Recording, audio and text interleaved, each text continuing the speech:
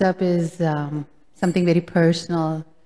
Sometimes they are very things that we don't want to look at, and sometimes very painful stuff, or sometimes very joyful things. But you need kind of a focus and a kind of special mercy to even receive what's been given, and the person who's giving to become the true instrument. And it's hard because I'm not a very advanced devotee. So when I do this and I'm talking, I'm parallelly processing my own things as I'm presenting. So I have to be very present. And so when we collectively, become very prayerful and we show Krishna that, we are here with a very clear intention, and the intention as a group intention is that we really want to always remember him and we don't want to forget him. And this is one of the process how to do that. So it's very, even though it's interactive, we may laugh and we are casual, but the deeper intention is very serious and something is very relevant for all of us. So if I'm completely fine if there is only 1 or 10 people in the room, but whoever is there, I would appreciate if you're here and not somewhere else and feeling something else, and children are more than welcome to be part of this session. They're cute, they can be distracting, they can be in that corner there as long as they're not loud and disturbing. Because the reason in most of my sessions I'm very open to children being in the room is because the mothers, they miss out on a lot of lectures and classes, which I think is fine because their main service is to take care of the child. I'm a mother too. Not long ago, I had a young child. But in these sessions, whatever we are learning, actually our children are actually, I feel like they are the recipient of all our inability to be the kind of mother or father we want to be. So it's very important, and it would be nice for those young mother and fathers to be in this room to see how they can be a better mother and a better moms. So moms and dads. So that's why I don't have any issue children being in the room. But if they want to run and play, we should not stop them from that because that's their natural propensity. So it's better that they're given the space to be themselves and then doing shh, shh, shh, shh, shh. It's not fair. But if they can be here, no problem. Hey, you're choosing to be here or here because I said should? You're choosing to be here? No, I just before the session, she said, she was not very sure if she can be here because she has something else to take care. And I jokingly told her, you should be here, So that's why I'm asking her if she's choosing to be here or she's here because I told you should. We'll start with the kirtan.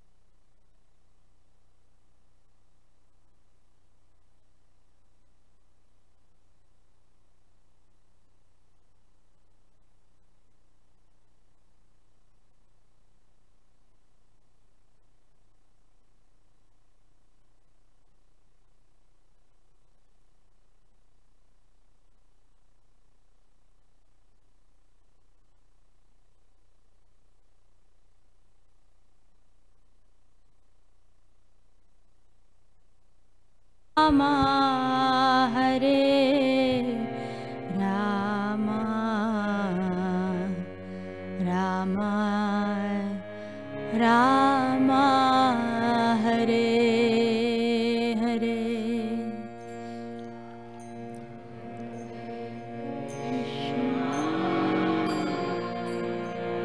Hare Krishna Krishna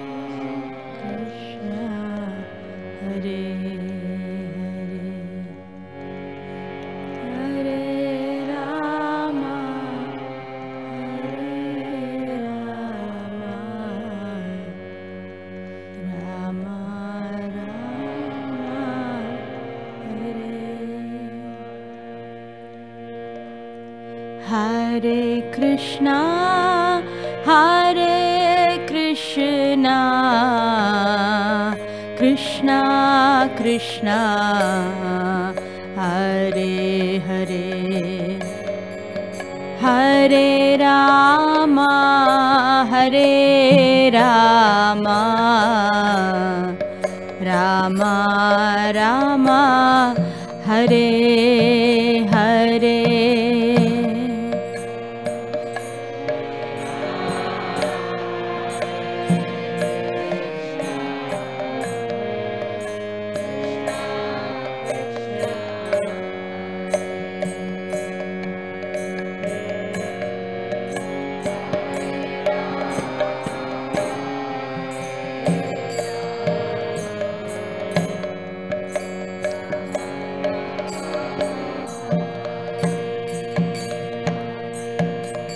Hare Krishna, Hare Krishna, Krishna Krishna, Hare Hare, Hare Rama, Hare Rama, Rama Rama, Hare Hare.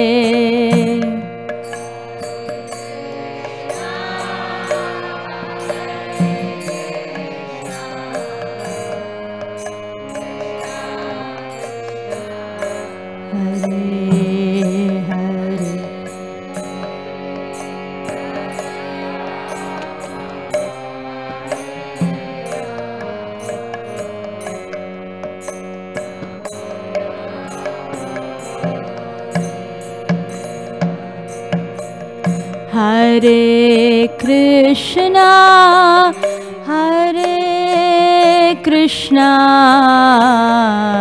Krishna Krishna, Hare Hare, Hare Rama, Hare Rama,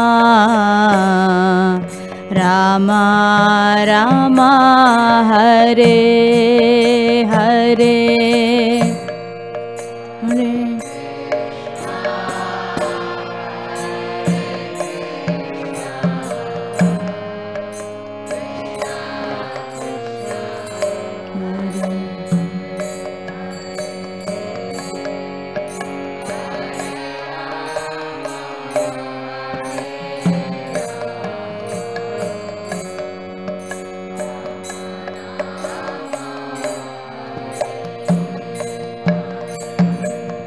Hare Krishna, Hare Krishna, Krishna Krishna, Hare Hare, Hare Rama, Hare Rama, Rama Rama, Hare Hare, Hare Krishna, Hare Krishna, Krishna Krishna, Hare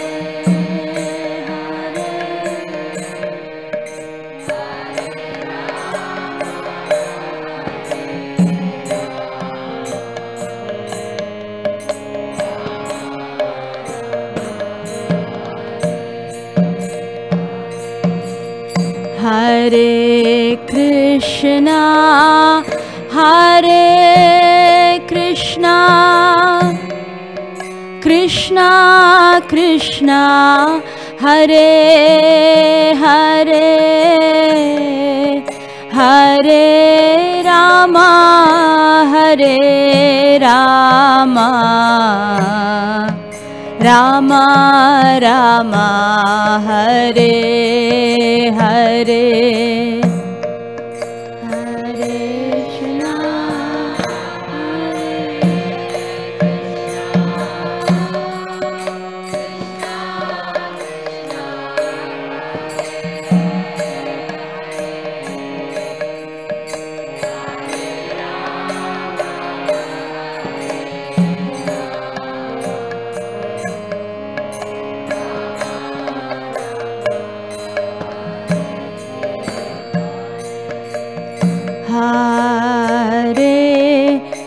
Krishna,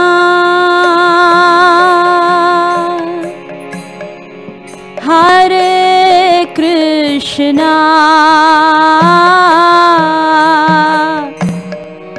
Krishna Krishna,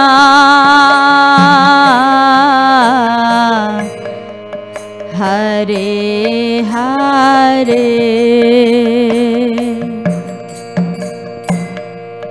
Hare Rama,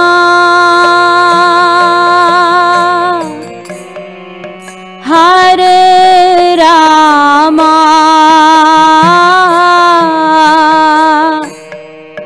Rama Rama,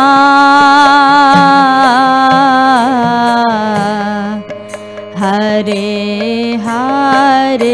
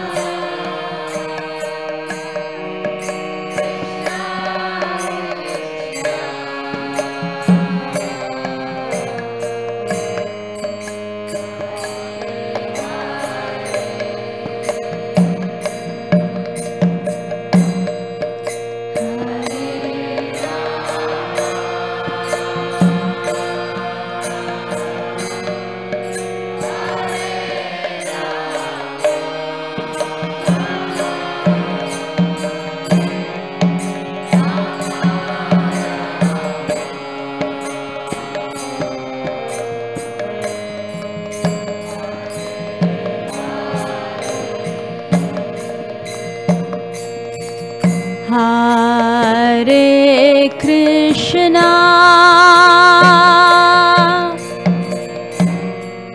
Hare Krishna, Krishna Krishna, Hare Hare, Hare Rama, Hare Rama, Rama Rama, Hare Hare,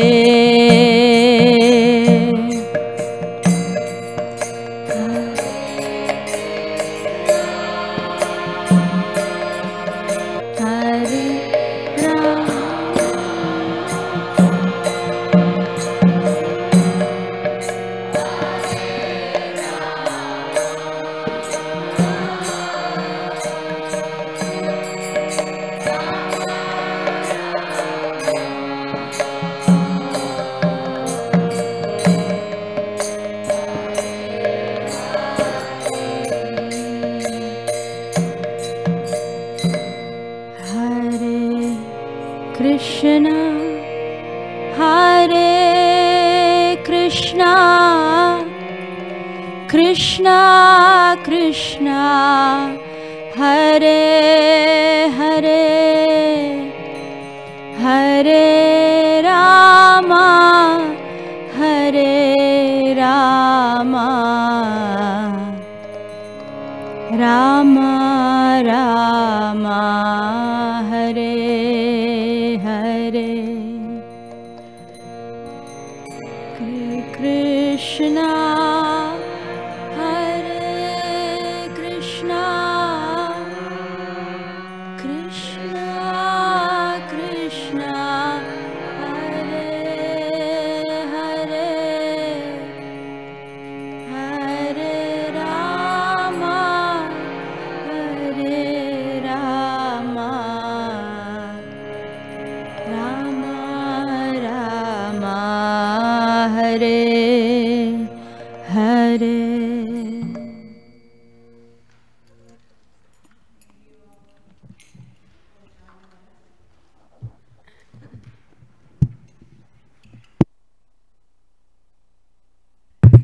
Before we start this session, is everyone comfortable? Relaxed? Let's just close our eyes and let's offer a prayer of gratitude. It's not by fluke that we are here in this process or in this room today or this weekend here. There's a purpose, and that purpose is Krishna really loves us, and he really wants us to go back to him, be with him. He's missing us a lot. And hopefully through this, what we've been hearing this whole weekend and every day in our lives, that's our intention and that's the purpose of our life, that hopefully in this lifetime, by mercy of our merciful spiritual masters, we'll go back to him and be rid of all this conditioning and genuinely enjoy the association of all these wonderful devotees that we keep hearing about. My dear Kishore Kishori, my dear Krishna, thank you so much that today for me to be here to take care of my needs, my need to remember you, my need to understand how I can remember you. There are all these wonderful devotees behind the scene who took care of so many things, cooking, cleaning, making arrangements for me to be here in this room so I can hear all those wonderful lectures, this presentation, and be part of all those wonderful kirtans. I would like to express my heartfelt feeling of gratitude for the sacrifices that these devotees have put so that I can be here and I can reconnect with Krishna.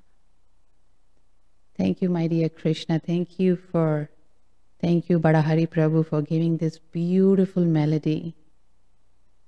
It just, melodies, what kind of melody you sing, it has a certain effect on your heart and the mood. And this particular melody, it just makes it so easy to reach out, to call out to Krishna for his mercy, for his kindness. So wherever you are, Badahari Prabhu, thank you so much. Last but not least, thank you, Maharaj, for constantly, tirelessly traveling and giving us these wonderful retreats and seminars. Sometimes I don't appreciate, because when you're in the organization of things, you kind of get overwhelmed. But you're tireless and you constantly bring us back our focus to Krishna. Thank you for the unlimited sacrifices and constantly thinking about our welfare. Thank you so much for making all this happen. We all pray at the lotus feet of our spiritual masters, unto Krishna and Srimati Radharani, that whatever we learned during this weekend, we'll be able to process it, integrate that into our system, and we'll be able to apply. Because no tool, no technique can be effective if Krishna's descending mercy was not there, or Krishna's sanction is not there. So please open my heart, let my heart be open to receive that mercy. Take few seconds to just absorb this prayer, this appeal to Krishna, and then we'll start our session.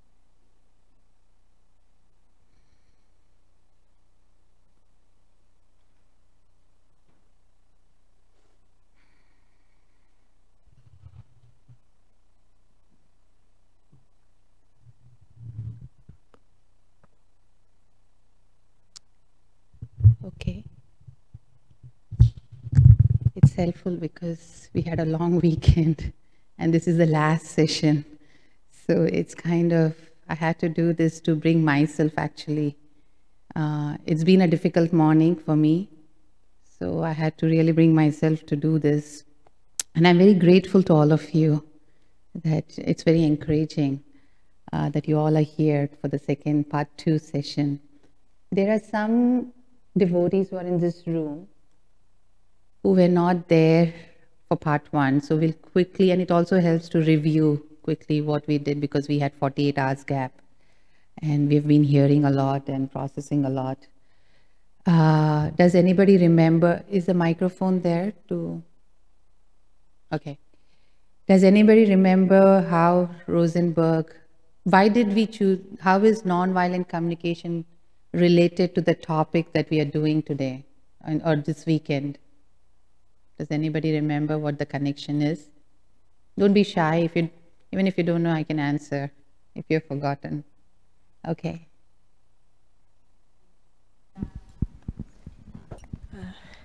Non-violent, what's the phrase called? Non-violent Communication. And what's is the relevant. Yeah. It's relevant to what we're doing, to remembering Krishna, because it starts from within. It starts from the self, and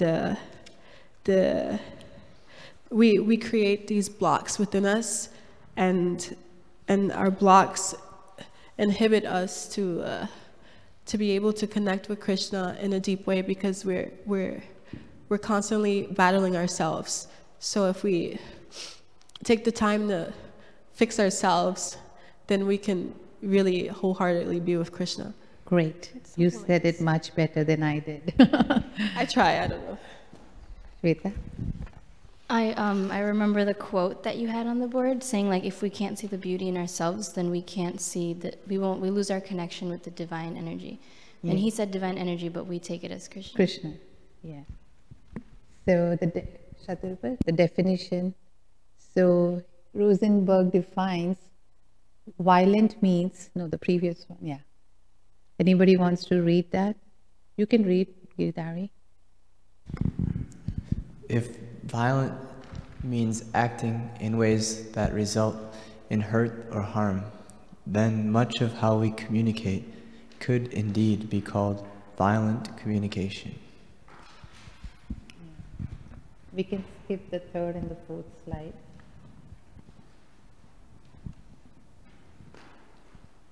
And then we talked something about the specialness that we all have.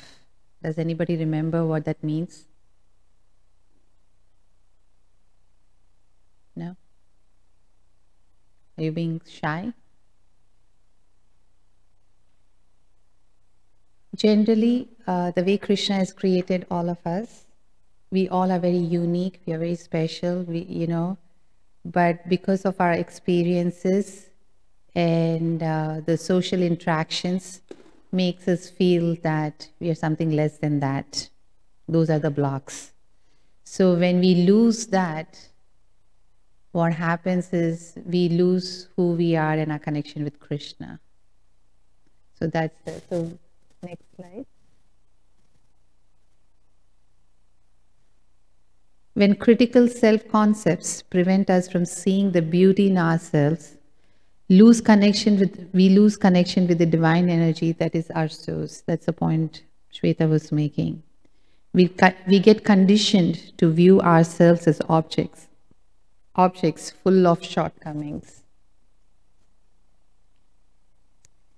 So what happens, like when we evaluate ourselves, then being less than perfect?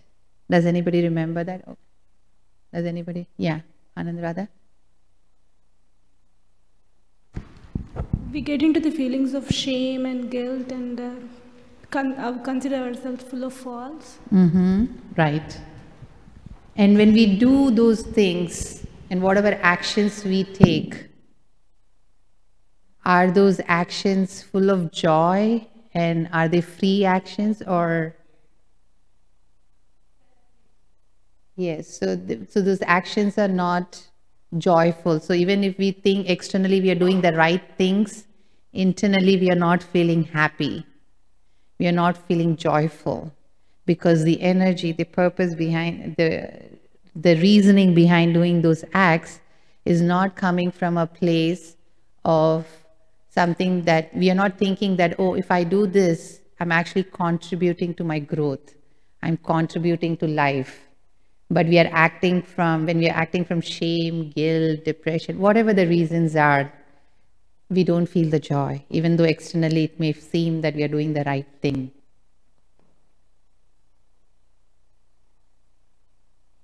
You can go to the next slide.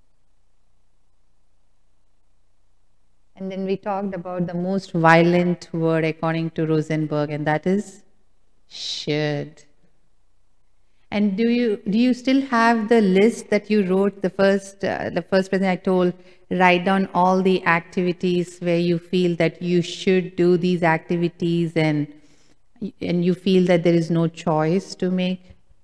If you don't have, if you have not written that, or if you were not present, I have some papers. You can write down. While I'm going through this, you can, yeah, just raise your hands and he will give you the, because we are going to be doing an exercise with all those, with that list today.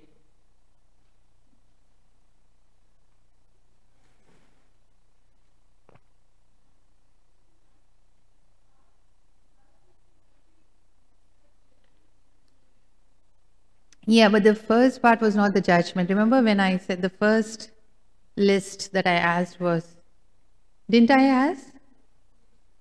That you make a list of all the things that you do where you feel that you should be doing it. Oh, I didn't. Oh, I'm so sorry. Then that means you all have to pause here and write that list. Or we can do it later, so we don't get distracted with what we covered last week, and then I'll give you time to do the list. Oh, sorry, I thought I did. No, list of I should, I do this because I'm supposed, I chant my rounds because I should be chanting my rounds. I should be here, I hear lectures because I should be hearing lectures.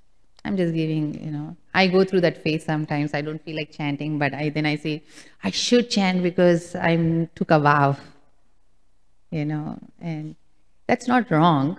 But if the moment you hear a should and you address the should, you understand that what is the underlying need or what's happening. So that's why it's easy. So then we talked about translating self-judgments and inner demands. Does anybody know what we talked about that? It's something about harmony. You don't remember? No problem. We don't have to feel shame or guilty for not remembering. Really, because what I'm presenting is something we are not really tuned to. The language is different and the concepts are different. So we are not expected to remember everything. You can look into your notes if you have. Sure. Hold on, because not. Self-judgments are tragic expressions of unmet needs. Yeah, you can show the slide. Yeah, that's true. So whenever we imply that someone is wrong or bad, what we really are saying is that he or she is not acting in harmony with our needs. So, and we see that in our interactions, right? We are in a conversation and we want a certain kind of a result because that's what we want and that's our need. But the other person says or does something which it doesn't go with your needs, and that's when we say or do things to either hurt the other person or we hurt ourselves because we are not in harmony. You can go with the other. So we do this with ourselves too, because we have a pattern, and sometimes we react or we do things that we know it's not beneficial for us, and yet we keep putting ourselves in the same situation. And then what we are doing is, Even though we know that the way we are talking or we are behaving is not in harmony with what we actually want, but we still do it. So we are in actually conflict with ourselves. That's when we beat up, we shame ourselves, we feel guilty, we feel depressed, all those negative feelings come. So Marshall says, self-judgments, like all other judgments, are tragic expressions of unmet needs.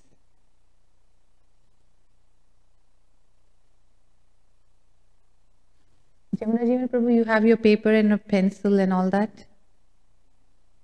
Okay.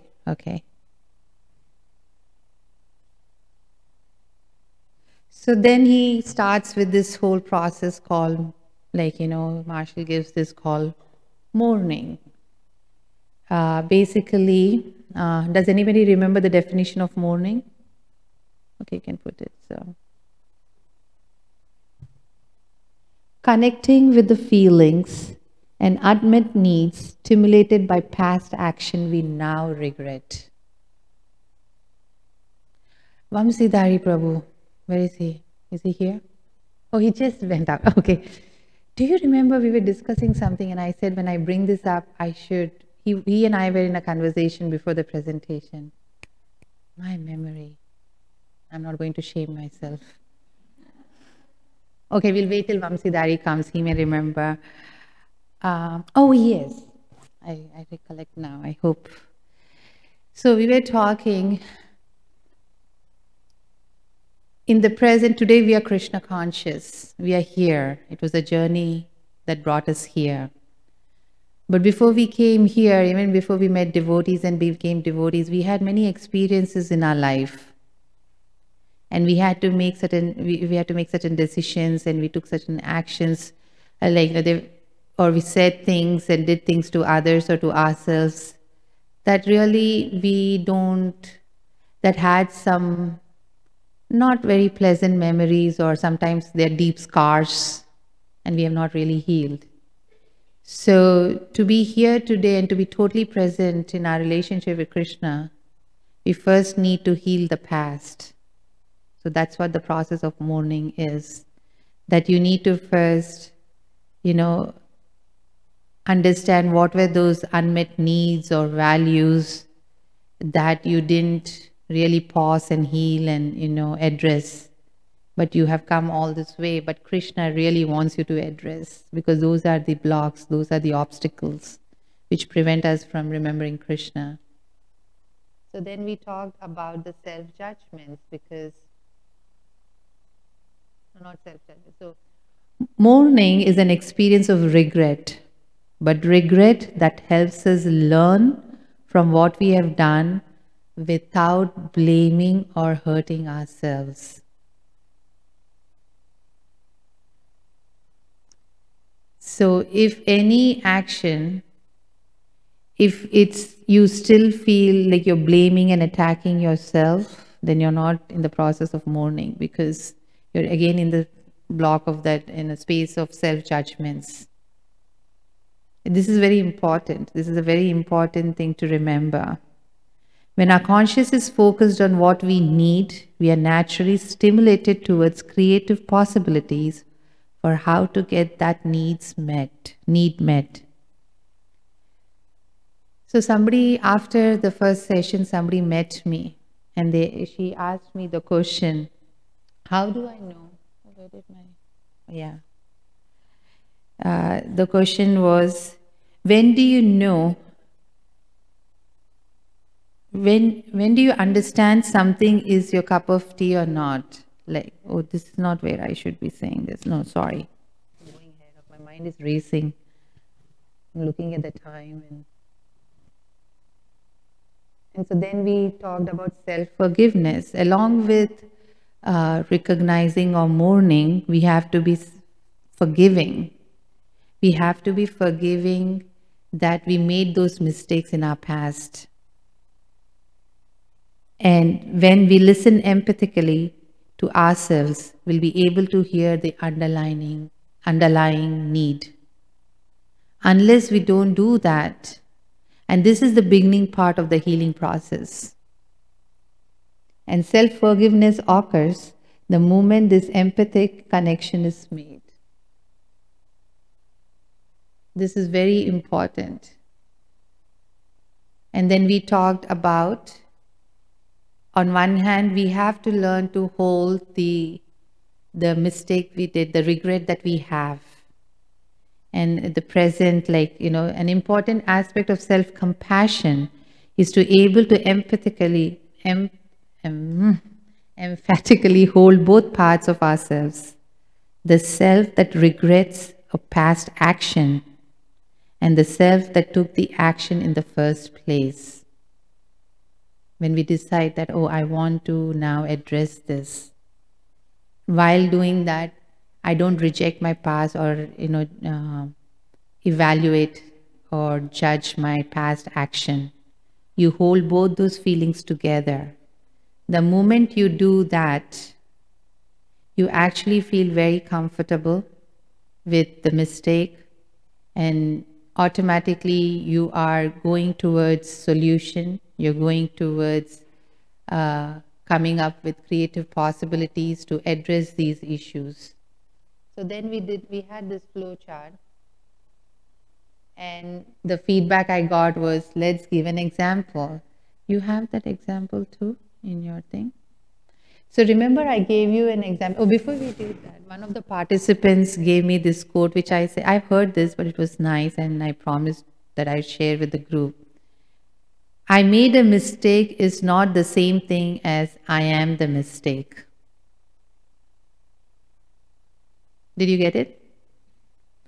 I made a mistake is not the same thing as I am a mistake.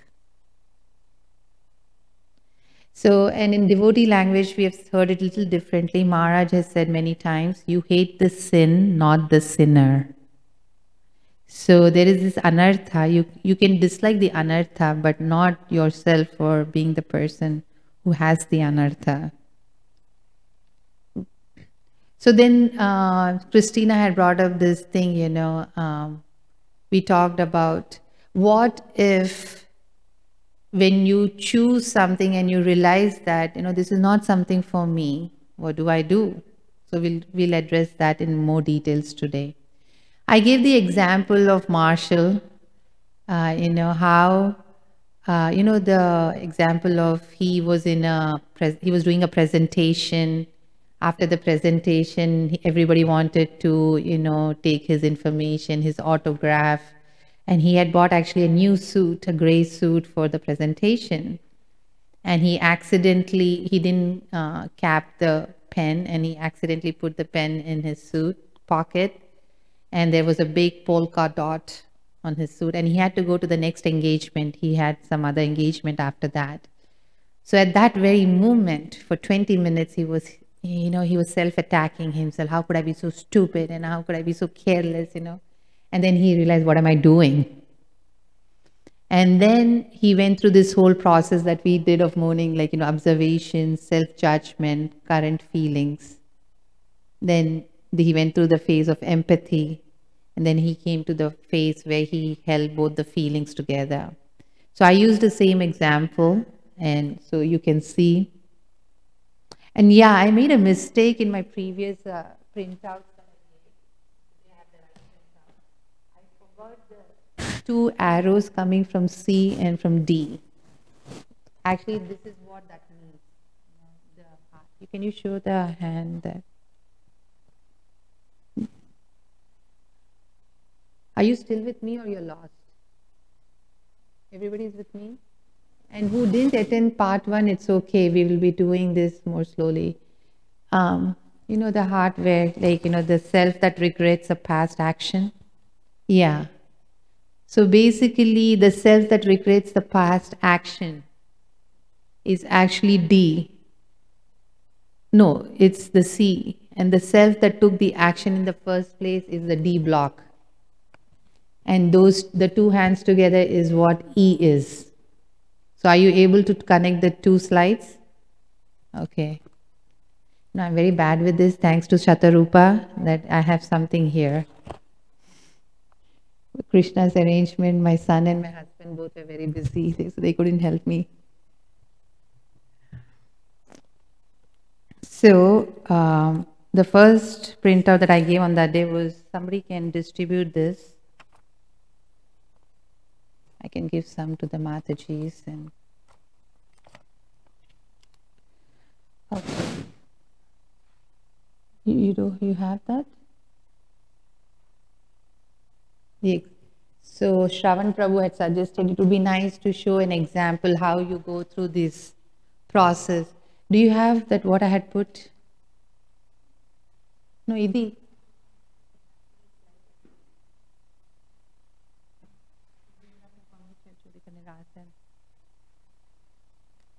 Nenik Pambichan, you don't have it?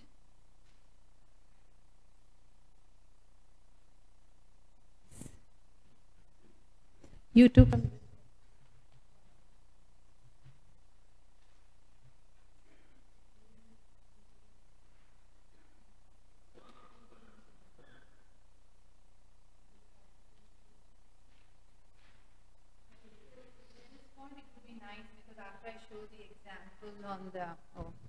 I've been given the feedback that please speak into the microphone, because who are online, they can't hear and they get frustrated. So they say, whoever talks, please give the microphone, they say. So while Shatarupa is putting together the example, for you as a guidelines to do this activity, can, I think group of 4 or 5, can you all like make circles and sit in groups? So because one of the feedback that I got was you wanted more group exercises. So we can do a group exercise with this. So you can show the whole thing. Yeah.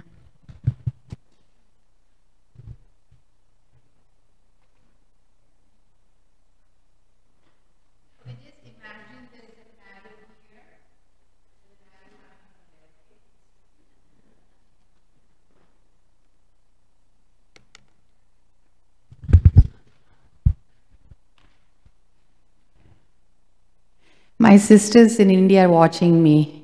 That makes me really nervous. But they are very loving. They're two of my older sister. I'm the youngest in the house, so they're looking at the baby sister doing something. They're super excited. So I have to make sure that my sisters are understanding what I'm doing here. And I think some of my cousins too. I don't know. Oh, okay. So there are these arrows. So I hope my sisters are not lost.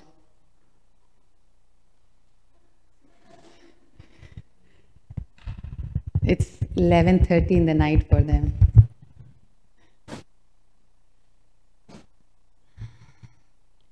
So we are actually I'm referring to the example of, did everybody follow the example of the polka dot, the pen going into he keeping the pen in the suit and suit getting destroyed?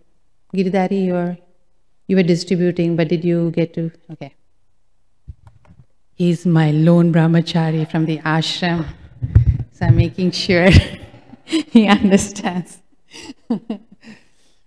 So the observation, so what was the act?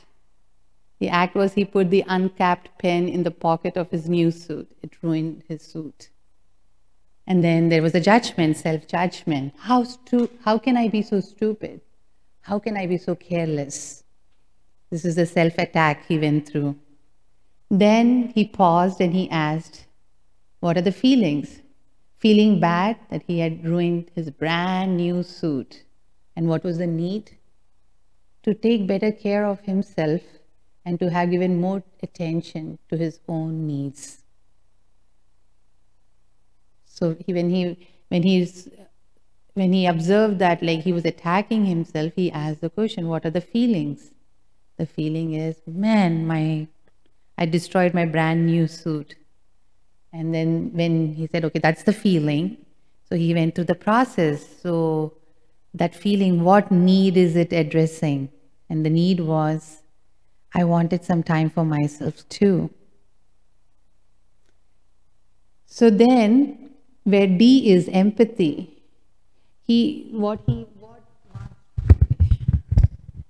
I was also told that last presentation I was getting up, walking, sitting, getting up, walking. So the camera was on the chair. so they could only hear my voice in the chair. So I had too many feedbacks coming. So it's distracting me from my presentation. So this valued care and consideration for other people's need is this, okay, the need. When this happened, this was the need. Okay? You're following me? I can go slow if you want to. Don't feel shy or hesitant to say, I'm not following. I can go slow. This is very important. If we can get this, I'll think that, like, my presentation was successful. So that's why I want to go slow. So basically, 1, 2, 3 step is clear, right? So when you come to the point of empathy, you're going back to your past action, remember? So when you're going back to your past action, you need to ask yourself, when that event happened, what was the need I was actually trying to fulfill? And the need was, he likes to be compassionate. He wants to be caring towards other people. So then, and that's not wrong. He's not being selfish that, I just want to focus on my own needs. He likes to help people. And like devotees, and I relate with this because as devotees, we want to extend to others. We want to be there for others. But at the same time, we have to learn to be there for ourselves too. So this example is very close to a practical example. Krsna said, why don't you give a practical example? I said, oh, this is good. This is relatable, like, to devotee life, for a devotee. So then he felt, when he did this, he realized that then he has to now hold the feeling that he got when he did what he did. And the beginning, whatever the feeling was, he held both those emotions. He felt a lot of compassion for himself. He felt good about himself. Why? Because he was able to respond in a caring way to other people's need. And also, he's now aware that he has a need. When people are coming to him, want him to, talk to him, and they want him to help, what they're going through. He wants to do that, but now he's become aware that while I'm doing that, I have to be very conscious that I'm paying attention to my own need. And what was that need? 2 things were happening. He had a next engagement to go to. So that was on his mind. And at the same time, he realized that I have to, I have my needs and I have to pay attention to my own needs. Self-compassion. So, is this clear? Is this example clear? So now you can be in your group. Yes. Wait, Jamuna Jeevan Prabhu, who has the microphone?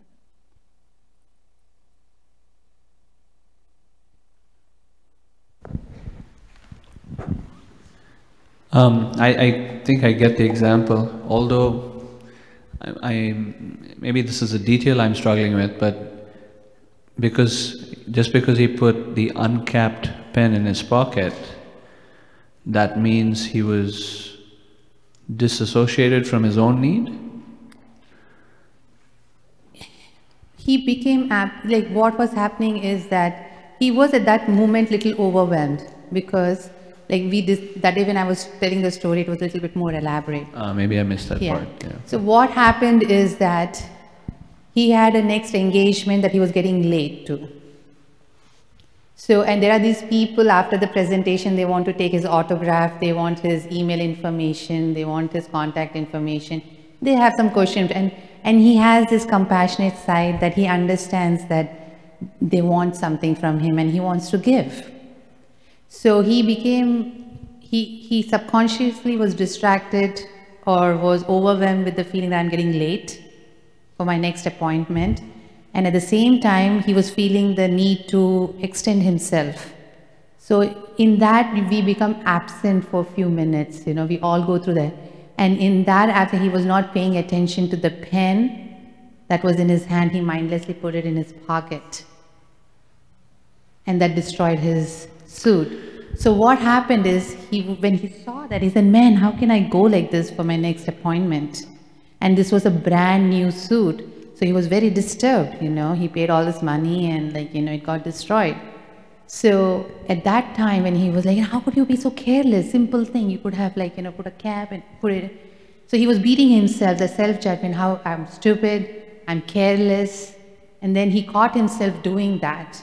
And then he paused and he said, when I'm calling myself stupid and I'm calling myself careless, that is a feeling. But the feelings are actually representing some need. And then when he asked what that need is, he realized that my need was, I need to take a pause and be little and take care of what I want to while I was extending. And what I wanted was to somewhere, pause and say, I'm extending, but at the same time, I now need to leave to my next, because that's my need, because I need to take care of myself too. Sure. He kind of ignored his need to take care of others' need. So then he had to go back and see what was the original intention what was the original need when that happened. And that was to take care of people's need. That was what's happening, right? This and this are connected. And that is the empathy part, where you pause and you are self-compassionate and really looking at the circumstance. And then what he says is that it's okay to feel that, and hold this also together. It's not that you have to reject one over the other. Because this is also him, and this is also him. We all go through that. A part of us wants to be there for others, a part of us wants to take care of ourselves. We don't have to reject either of them. The only thing is, if we can recognize what the need is here and what the need is there, and become self-aware, then and as we practice in every situation, all we need to do then is that Krishna will guide you. What can be done. We don't have to reject. We can hold this together. All he's saying is hold that together, because both are part of you. And you can be forgiving. It happens. So now when this similar situation happens, I know that I have my own needs and I should not neglect that while I'm extending myself. Is that clear? Yeah, I get it. Thank you. Okay. Yes. I have till what time? 10:32, 12? We are just doing part 1 still, didn't go to part 2. Quick. Hare Krishna, Mataji. In this particular example, even if one were to be aware of their own needs and also recognizing the needs of others, my question is more related to priority. So sometimes we feel obliged to fulfill the needs of others or fulfilling our own needs first. So I'm just trying to understand the role of priority here. Again, if you go through the process, you will know what the priority is. It's the same thing. The moment you follow these steps, you will know what the priority is. See, for instance, we may be in we gave an example, I'll make it quick.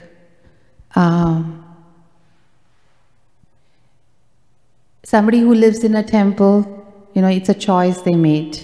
Somebody who's in a grihastha ashram, they made a choice they made. This is not related to your question, but maybe I'll not get there. I answered your question, I think. Because it will distract me. I'm getting distracted. Now I'm a little nervous and I have to get grounded now, because I'm still doing part 1 where I have not even started part 2 and I have only half an hour. Maharaj will be right here, right, at 12 o'clock? Yeah, he'll be sharp here at 12. Huh? Okay. So, translating have to from choose to, the list I gave you, remember? Do we have time? Okay.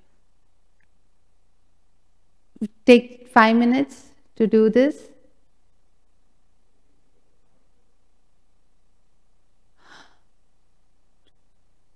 You want to go and ask? Who has the courage to go and ask? You can go and ask. 12:30, ask him, can we do his session from 12:30 to 1:30? I don't know what his schedule looks like. And I'll wait for you to come. Thank you for being the brave one. You have all our support. Oh man. Now I'm trying to shorten the presentation. Okay, you can go to the next slide. Okay. I'll talk to Giridhari. Don't do anything that is not a play. This is that question this devotee asked me. Where is the paper? Yeah. She asked, when do you understand something is your cup of tea or not? Or basically she said that, when do you know that what I'm doing is the right thing or I'm not? And what Marshall says is, don't do anything that is not a play. He uses as a play. Whatever you do, it should be joyful. It should be, yeah, you can go to the next 2 slides we can go for. So Marshall says, in addition to mourning and self-forgiveness, another aspect of self-compassion is in the energy that's behind whatever actions we take. That's also very important.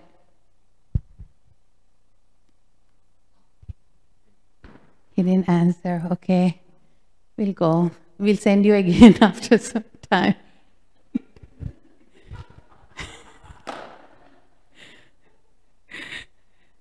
If he says anything, you can push it on me. So he says, in addition to the mourning phase and then the self-forgiveness, it is very important. Part of self-compassion is that we have to be very conscious what is the energy behind the actions we are taking. It is important to make choices motivated purely by our desire to contribute to life, rather than out of fear, guilt, obligation. Because when we take any actions which is based on fear, guilt, or obligation, we feel we don't have choice. We feel claustrophobic. We feel stuck. And that leads to another layer of anger, frustration, depression, blah, blah, blah. But whatever choice you make, if you're very conscious the energy or the purpose or the desire, then, and you understand that it's contributing to life, to growth, then you will not feel stuck. For instance, at least I can speak from my own life, it's happened.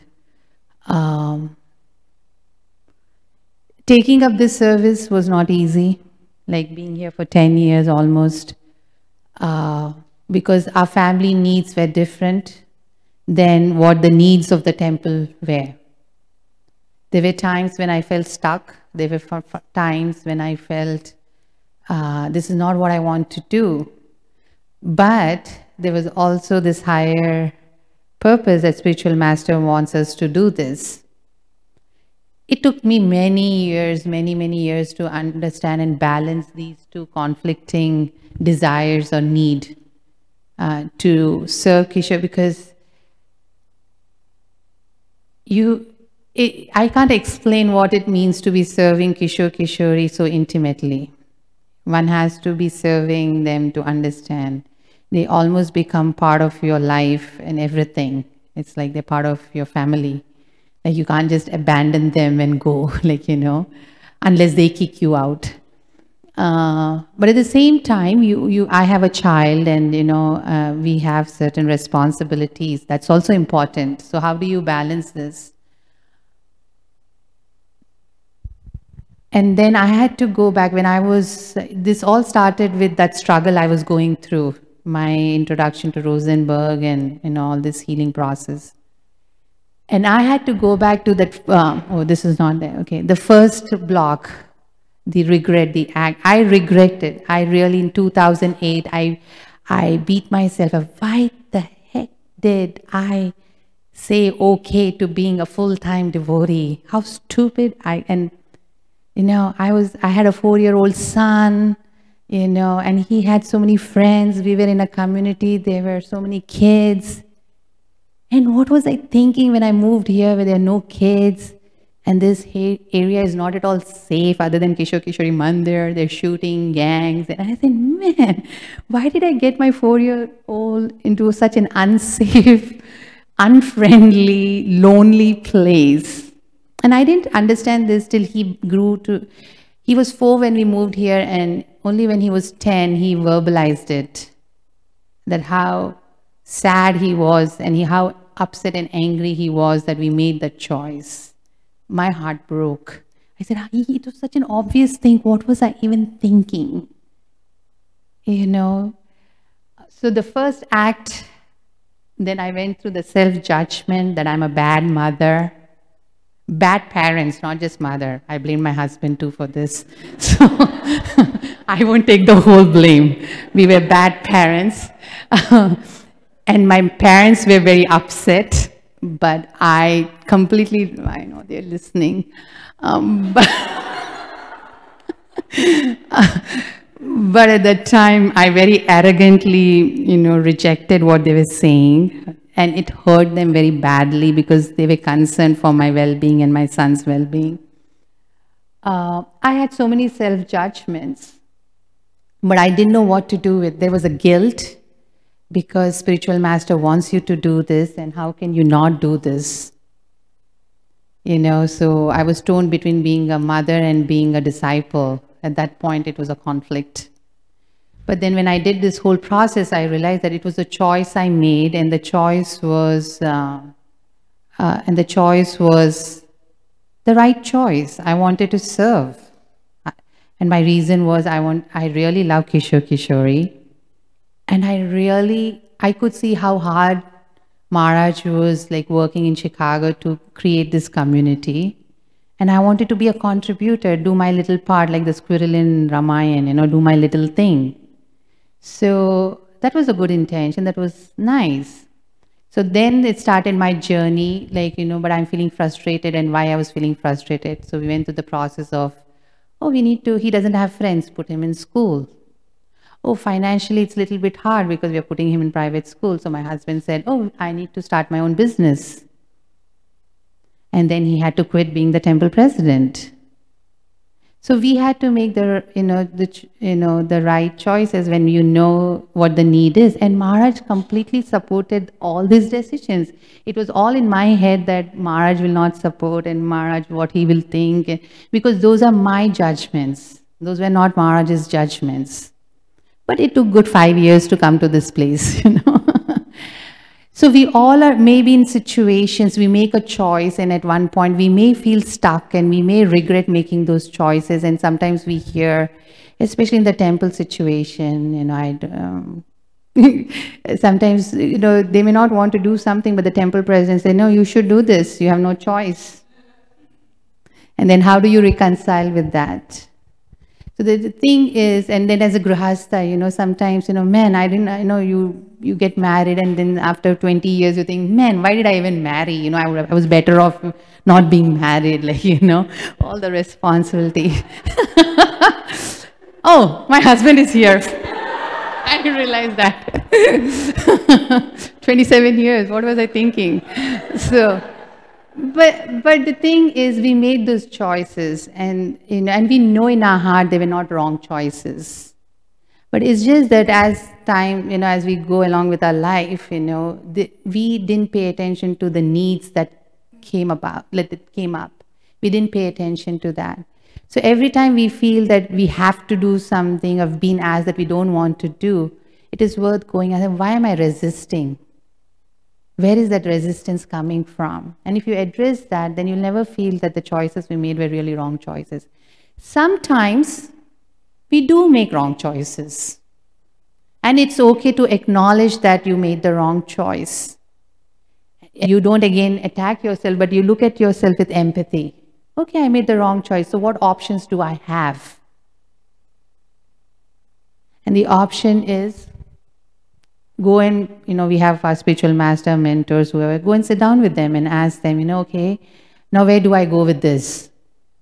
But we don't have to be in a stuck position and feel frustrated. That's my point. Okay, let's start with part 2 today. Oh, yes, we are still in part 1. Yeah. Where is the mic? Giridhari. Just write a small piece of note, even if it's on the phone, just give it to him like this. So while you're going to part 2, the previous slide reminded me of Bhagavad Gita chapter 2. Okay. So I want to share a sloka from there. So it is 2:15. It says, Yam hina vyathayanti ete purusham purusharshabha samasukha dukham dhira so amritatvaya kalpate. See, he's my better half. Because he can connect In what addition I'm to being doing the more with. good-looking one, but that's okay. Oh, yeah. The contributing to life, because that was the line, right? One should contribute to life. So amritatvaya kalpate means life is eternal, and one is contributing to that if one side by side, along with all the regrets and this and that, also has sama dukkha, sukha, that there is the other part that one is joyful about. So that verse actually, in a practical sense, has this application. 2:15. 2:15. All of you write on your thing. If you doubt, like, shastrically, how is this point supported? 2:15. All these years, I can still never memorize verses or where they come from. I just understand the essences of things. So that's why he's my better half. Okay, the next slide, translating have to choose to. So okay, Shatarupa is writing. You could go to the next step, 1, 2, 3. We don't have time, so. If somebody wants to click a picture, and because I'm going to go really fast, so this is the process. So the list, remember, I told you to write, so you can take pause here for 2-3 minutes, and just write 3 or 4 things where you feel that I should do this, or I must do this, I have to do this, 1 or 2 things. Oh, I have to cook every day. Not everyone feels like that. I do feel. I've been feeling this for 20 years. And it's my mother's curse too. So things like that. Just identify 2 or 3 things.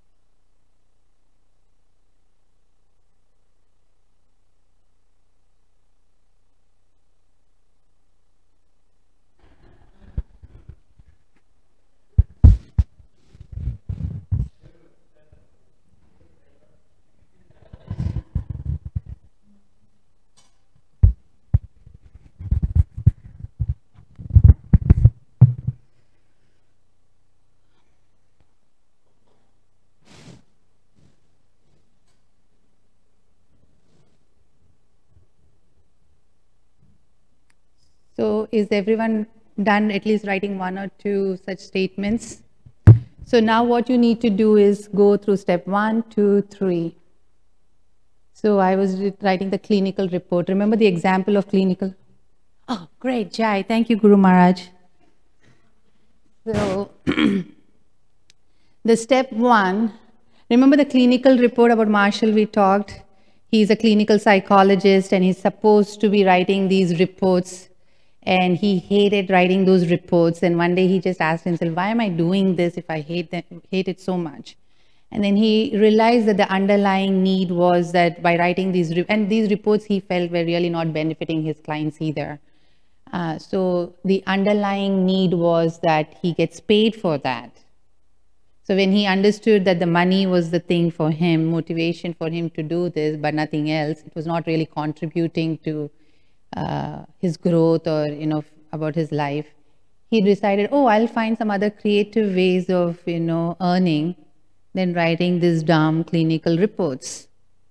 So that is the example I'm referring to when I'm talking about the step 1, step 2, step 3. So when you list all the things, we did that. Now step 2, after completing your list, clearly acknowledge to yourself that you're doing these things because you choose to do them, not because you have to. So insert the words I choose to in front of each item you listed. It's okay, just do it. I'll tell you the next thing.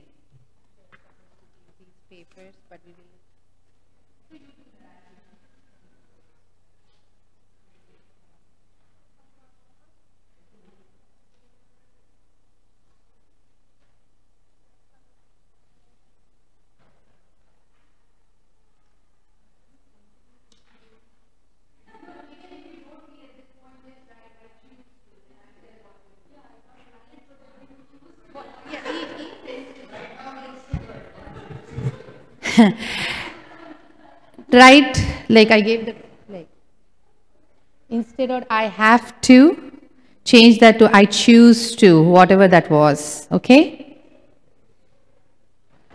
So basically you're just acknowledging, okay, right? At this stage you're just acknowledging.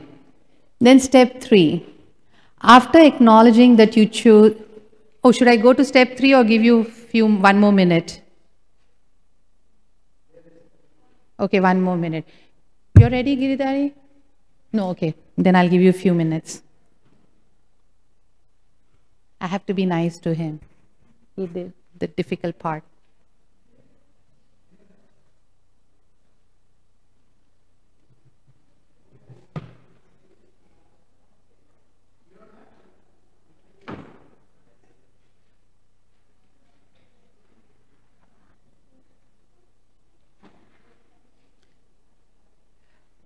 Okay.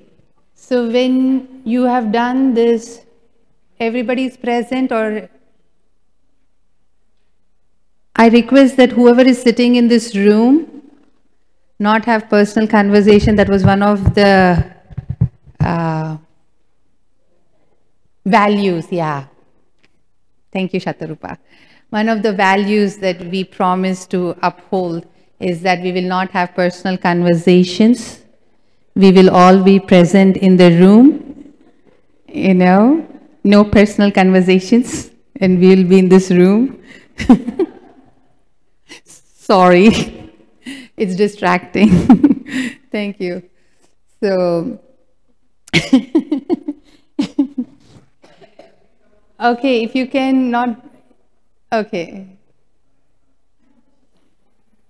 That's okay, that's okay. So step 3, so now after you've written, I choose to do this activity, ask yourself how much of it you really feel that you're comfortable with that statement that I choose to do this.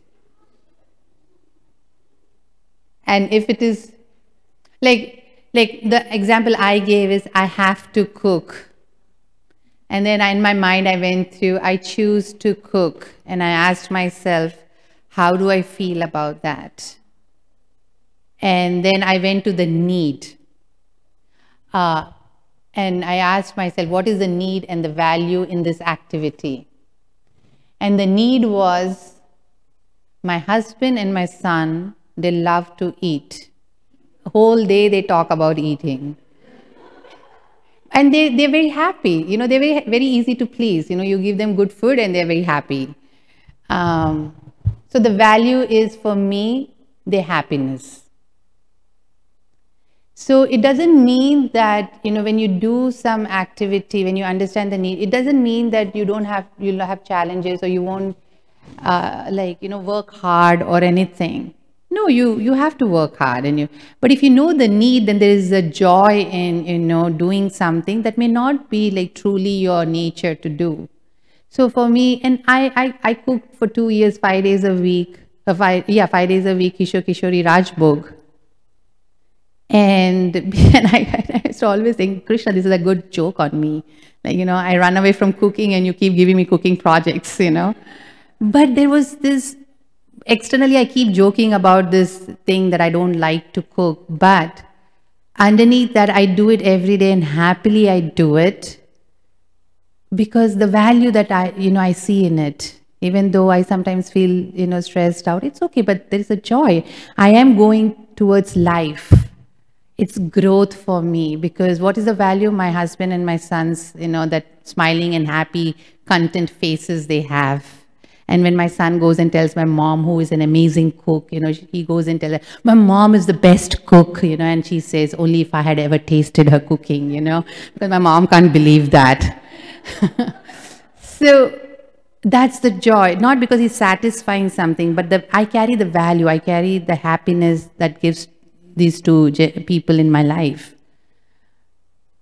But when you choose to all the statements that you feel right now have to, and if you can't find a value or a need to it, then you need to ask yourself, do I really need to do this?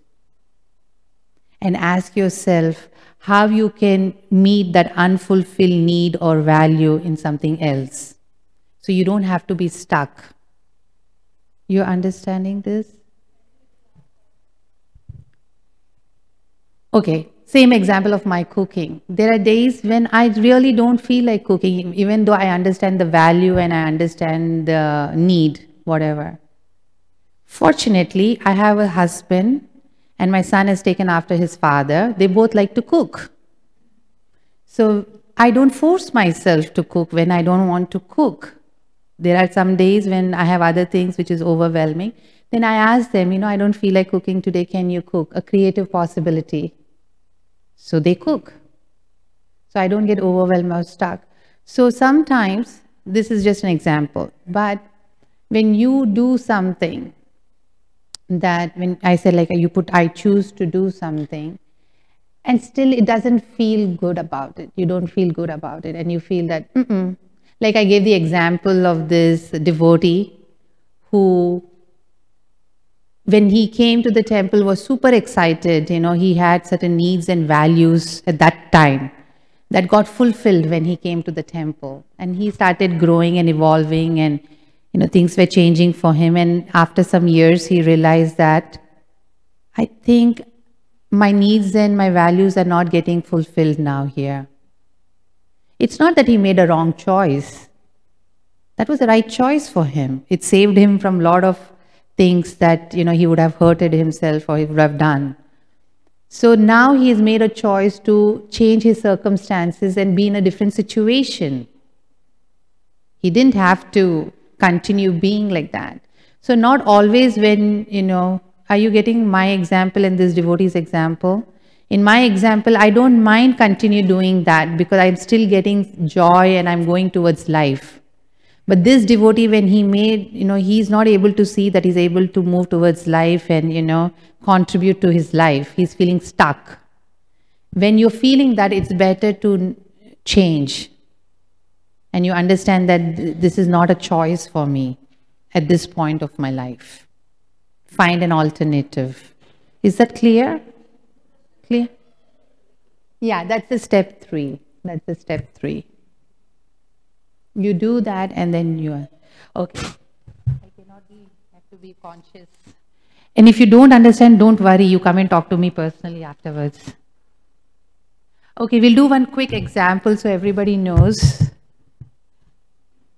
Yeah, maybe I should just block my, okay. So there is an example, Shatarupa, you can go to the 19, slide 19. That is the next one. Oh, this is the 19. The example one. Yeah. Go to the example. Okay, Bhakta Dan tried to acquire money from his brother for the $25 he had agreed to share for the birthday present he got for their mother last month. So this is an example. So we'll go to the next slide. I would have gone this more slowly, but we'll just rush because Maharaj is going to come. It's 12 o'clock. So let's identify what is Bhakta Dan's need. So he wants to ask his brother to pay his share of $25 for the gift they both had decided to buy for their mother. So Dan's need, the first, equity and balance. So that was his need. And what was that? Dan wants equal contribution from his brother for the gift. Because, Two, reliability. Dan wants to know he can count on agreements being followed through because his brother made a commitment and he wants to make sure that his brother keeps the commitment of giving his share of $25. And there was a third reason or the need, and the third was connection. He wants to connect with his teacher to express his gratitude by giving her a gift. Because that $25, he had an idea how he would like to spend because he wanted to buy a gift for his teacher as a gift of gratitude. So these were his needs or the needs behind he asking his brother to keep the commitment of giving the $25. So the next thing. So what are the possible strategies? Now that he identified his needs, what are the possible strategies to meet these needs? For the first one, equity, he felt, now I need to express his need for balance and ask his brother if he is willing to take their mother to the next 2 doctor's appointment. So basically the brother pays for whatever, the co-pay or whatever he needs to pay. So he does his part. Okay, he didn't give $25 towards the gift, but okay, you take mom now. And you do that. So then he feels it's fair, 2, express his need for reliability and explore with his brother how he can increase Dan's trust in counting on him for following through. So he sits down and he expresses, hey, you made a commitment, but you didn't give your $25. So what can we do together so next time, I can trust that when you say something, you'll follow through that. Instead of just feeling it and keeping it inside. Just express that. C, address his need for connection by finding something special to offer his teacher that doesn't cost money. Sometimes you can give gifts which don't cost any money. So is this example okay? So if somebody wants to, because I'm going a little fast, you need to process or intake, take a picture. You can go home, think through, this could be an example. You want to take a picture? Okay, I'll keep the slide. Keep the slide, somebody wants to take a picture. So actually I was going to do, oh yeah, the next slide. Done taking pictures? Okay. So cultivating awareness of the energy behind our actions. Remember, we talked that mourning, self-forgiveness, and the energy. You have to follow all these 3 steps for the act of self-compassion. So, as we explore the statements, I choose to blah, blah, blah, because I want blah, blah, blah, we will discover important values behind the choices we have made, right? So, 1, for some of the items on our list, we may uncover one or several of the following motivation. This is just a guidelines for you people, when you go back home and you're doing this. So, for money, one reason could be money. Money is not a need, it is one of the countless strategies that may be selected to address a need. Does everybody get this point? Yes? Okay. 2, for approval. Very common thing, right? We want to get other people's approval. We may do things to get people to like us or avoid things that may lead people to dislike us. We get addicted to getting a smile, pat on the back, or people's verbal appreciation to feel that we are good person. And believe me, if you do this, do you think we are actually going to be happy or satisfied? No. Because something outside of us. So it's very important that we understand what the value, why that need is there, or why that, if we know, then we'll stop doing this, looking outside of us for approval for our self-image. Next slide. To escape punishment. Oh, this paying income tax to avoid punishment. So the example Marshall gives is that in the present, now we all pay taxes because we don't want to get into trouble.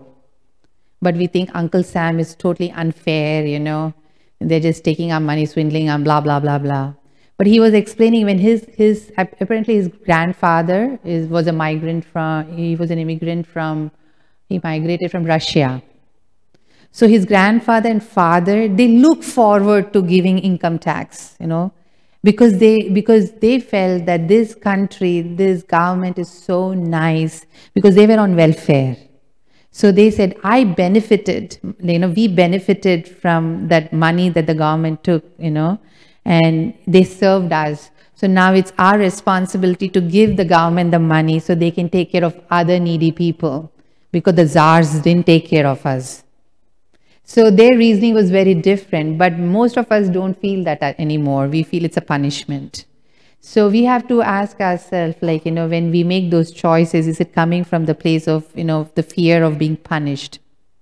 Like, if I don't chant my 16 rounds because I took a vow, Krishna is going to punish me now, and now some trouble is going to come in my life. I've heard people say these things. I'm not making it up, believe me. Yeah. See there, see? My Shastra. This thing. Okay, the fourth. Hare Krishna. To avoid shame, there are some tasks we choose to do just to avoid shame. We know if we don't do them, we will end up suffering severe wrong self-judgment. Hearing our own voices tells us there is something wrong or stupid about us. This is so common. At least for me, I used to do this a lot. 5. To avoid guilt. If I don't do this, people will be disappointed in me.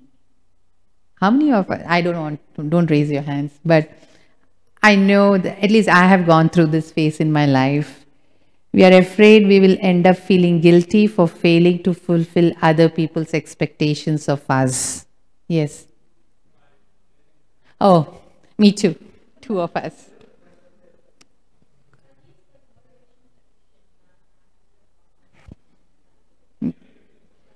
Yeah. You have to be on the... Now I'm thinking, how did I... I was just asking if these are, if this was a list of motivations that we shouldn't have. We shouldn't have. Yeah, sorry.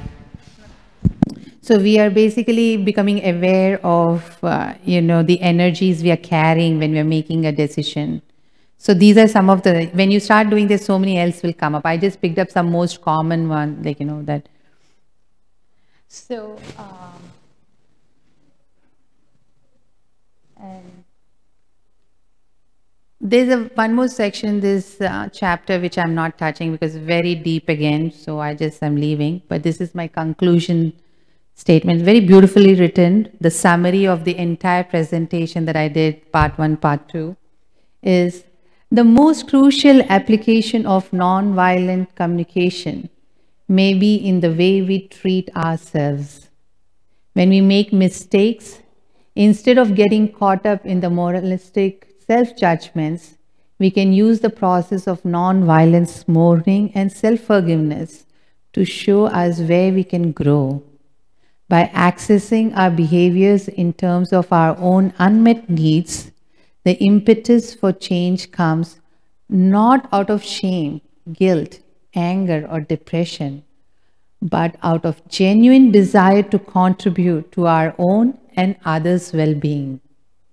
We also cultivate self-compassion by consciously choosing in daily life to act only in service to our own needs and values rather than out of duty for extrinsic rewards or to avoid guilt, shame, and punishment. If we view the joyless acts to which we currently subject ourselves and make the transition from have to choose to, we will discover more play and integrity in our lives. And then this way, one day we will be, oh, typo mistake. We will be able to always remember Krishna and never forget him. This is my thing, you know, something like this I would like to stick on my mirror or a wall where I can read every day to remind myself. So I already printed. If you want to do that, you can do it and we can. So I'm opening up. We still have, I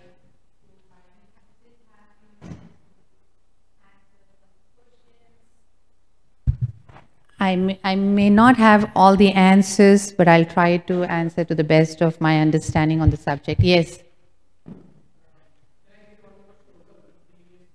Yeah. You make my presentation very authentic, very Krishna conscious. Can you go back one slide? The first part where it says the most crucial application, etc. By accessing our behaviors in terms of our unmet needs, the impetus for change comes not from this, but for the genuine desire to contribute. The verses that Maharaj spoke on, Tattenu kampam susamikshramano, that's that verse there, where Lord Brahma is not beating himself down with guilt or shame for having tested Krishna's potency, but he says, whatever happens, happens, but if I, from here, choose to use my mind, body and words in your service, then I become the rightful inheritor of ultimate life. Thank you. And what's the verse number? 10:14:8. 10:14:8. Srimad Bhagavatam. Of Srimad Bhagavatam. So you can. I'm sorry I went very fast. Do you still want to, we have 20 minutes. Do you still want to do the group exercise that I first thought we can do, but I said no because we don't have time. You still want to do? So we go back, each group, like form a group of 4 or 5 and take a scenario, like, you know, like the polka dot, like example I gave, and go through the, can you go to the slide so they can refer to the, yeah. And go through that. It can be any example. Okay? You can practice. It's 12:07. We will do till 12:20. Then I'll take 5 minutes for any questions or any comments.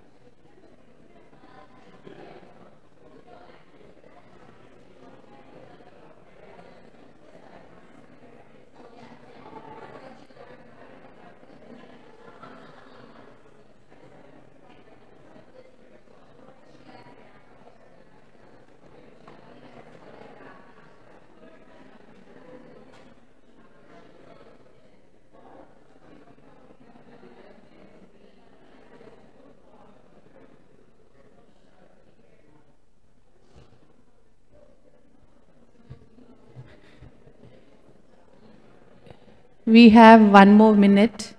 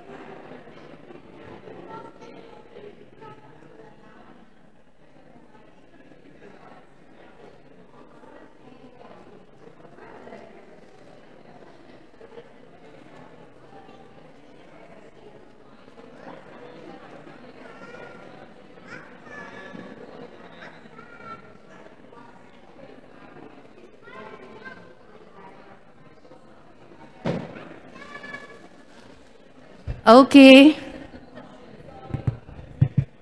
30 seconds, okay. Hey.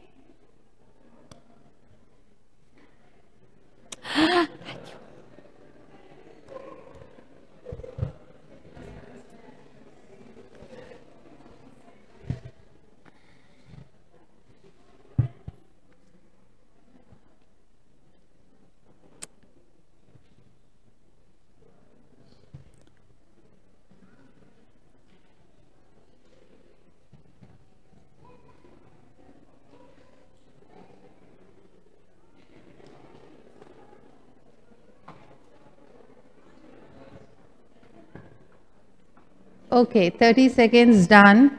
You can continue while others get. So how was this exercise? Did it help? Did it like kind of get your, like whatever your understanding? You want to ask something? Okay. Yeah, microphone because people are online listening, so.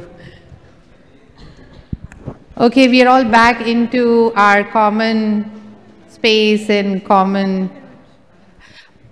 Okay, so me and Montaji, we Closer. Me and Montaji used an example that would be like super relevant for devotees. So in one way it was beneficial, but in another way, I guess I would have to practice at home for more intimate, personal things that are more so like in the heart, right? Yeah. Yeah. Thank you for sharing. Yeah. So, did everybody understand how they can, the C, the D together become E? Okay. Yes. Microphone to Rasika Manchari. Oh, okay, wait. Paramatma Prabhu has a question and then he'll come there. Keep it short. Mataji, it's not a question like, should we say this, what we have done the exercise, or I don't know, I was trying to ask that. You choose. I can share, Mataji, if you Okay, allow. then hold on. Let her ask a question, then you can share. Yeah. Should is a banned word in this presentation. Yes. I'm not, okay. It's a question and something I wanted to share. So the point that I liked while doing it is to realize that Children are cute, but it's the responsibility of the adults not to get distracted. Oh. Yes, Raju. You can smile, Raju. I'm not going to stop you. Yes, Rasika Manjari. So I found it's helpful for me personally or any individual to go through their own feelings and resolve self issues and how one may relate to another. However, I'm feeling maybe I don't understand how this can be applied properly, or I need to understand how this can be applied properly so that in a community, individuals are not just working on just their selves, because that can lead to a separation of the community, but using something like this where it's working together, because this seems to be very introspective, and if I can go through this and I understand the creative solution and I can meet my needs, and then I can just take care of that little aspect. Yeah, what you're saying is it can be very self-absorbing than being something like being less sensitive to what the needs of the community will be, because ours is more like we are part of a community. And actually, if you look at all the quotes that have gone through, Marshall constantly says the growth, one's own growth and the growth of the community. He doesn't tell that you just take care of your needs. By doing this, you are also conscious. Like his own example, he had a need to take care of his needs and his values. But he didn't say that because I ignore that I'm going to now not take care of the needs and what the group wanted from him. He said by me recognizing what my need is and what my feelings are, I'm better capable of, no, she's fine. She's just fine. She's he became a better instrument in serving the others. So if you actually apply this process, it will not be so self-absorbing. It will be more like you will learn to not only take care of what you need to do for yourself, but you'll be actually able to take better, care of others also. Maybe you and I can talk personally because of time limitation. I will talk with you so you can understand. See, there was this one group asked me, like, they felt something, they felt the need, they understood the feelings and the needs when they did the self-judgment. And then when they went to the empathy side, basically they wanted self-respect, right? That was the word, self-respect. So they were saying, how do now we connect the two, So basically I said that we can recognize, acknowledge that I have this need, that I act in a particular way because I have a need, I have a particular need. And when that need is not met, I react in a particular way. So you become conscious of that. And the empathy part is that what is the feeling, that in the originally what I wanted that triggered that behavior. And then when you know both the things, the C and the D, in the E part, what you do is you understand that in the future, whenever this value of mine is threatened or not understood, I react in a particular way. And this is a pattern for me. She's fine. She's just fine. So I will react in a particular way. So now I know that this is the value I carry and it's very important. And if I don't want to act and continue with the pattern, let me sit down with whoever it is and come up with some creative solution of how I can resolve that, and so that I can be heard. That was one of the things. I want to be heard. So that's what you do. This process should not make you selfish, actually. This process will make you it needs to make you compassionate towards yourself and compassionate towards others. Because then you will understand that others are going through the same process that you are going through. So you will be more tolerant and you will, be more considerate. So it should actually, if it's done nicely, I'm hoping that it will get people more closer than to become like this. Paramatma Prabhu. As soon as Maharaj comes, I have to stop no matter who is talking. Hare Krishna Mataji, we took one example and tried to put them in these boxes. First thing is, as a Bhakti Vriksha facilitator, he goes to somewhere else and gives Bhakti Vriksha. The observation is, he was catering the needs to answer the questions of the members and got delayed and came back very late. Slept very late, could not get in the morning, cannot... Little away, yeah. Okay. Did not do the rounds in the morning, which he is supposed to do. So he missed out of that. So the second box, self-judgment. How can I be so insensitive to my time? How can be I so careless about my next day chanting? That's my feeling. That's very bad on myself. And the box number C is the feelings is feeling bad that I could not be very sensitive. And the need is spending time for myself and for my family and chanting my rounds properly next day, not disturbing my sadhana. And this particular D, empathy. Empathy says that caring of Bhakti Vriksha members is important, for which I was extending my time. That's the empathy.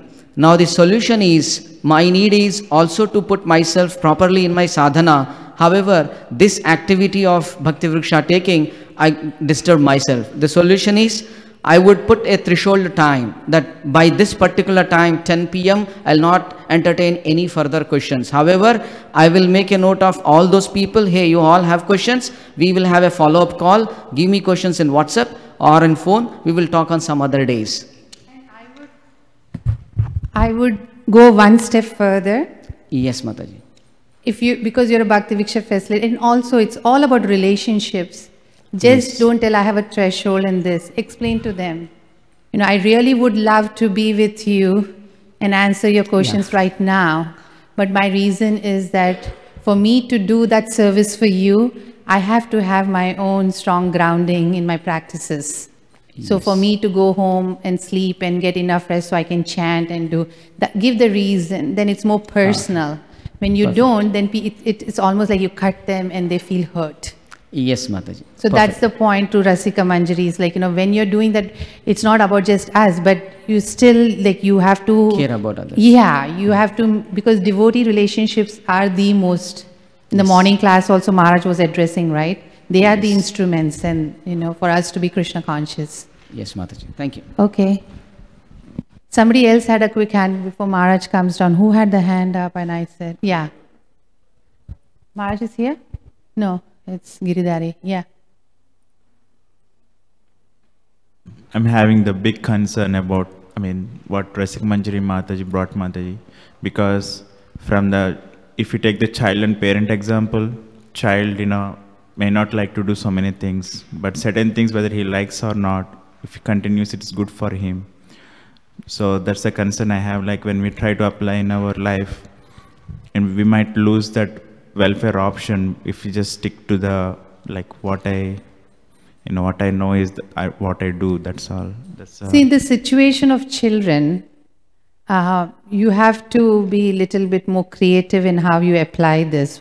And the creativity is that you have to first be in check before you tell the child that it must do something or it needs to do something, because children need to be trained, right? So they need to know, they don't know how to discriminate what is good for them and what's not good, or you have to teach them. But you have to keep check on the energy and the motivation with which you're showing that compassion towards the child. If the motivation or the energy or whatever you're carrying is, I'm the mom, you better listen to me. That's it. You're doing disservice. But you're coming from, when the child triggers you, and you ask yourself, I'm getting triggered, what is my need and what is my feeling? And you go through the whole thing. Then you are more in an instrument, because you're taking responsibility for your own feelings. You're not dumping it on your child by yelling and screaming and blah, blah, blah. You understand? So, in Chile,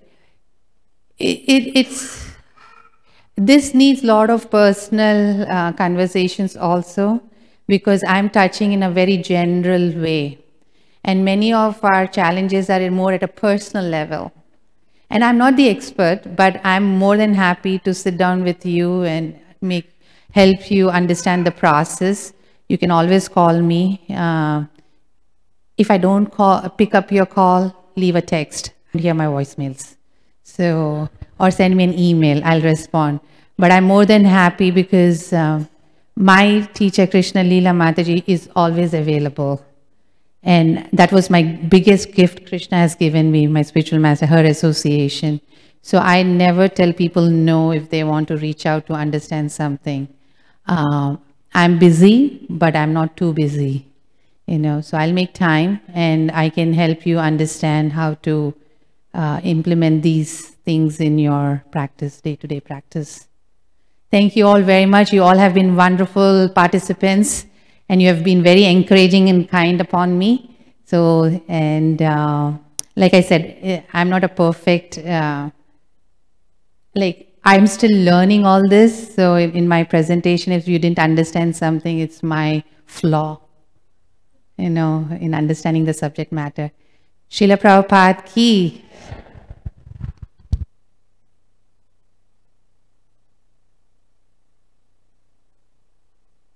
Great time. You missed a good time. Next time, next year. Okay. So,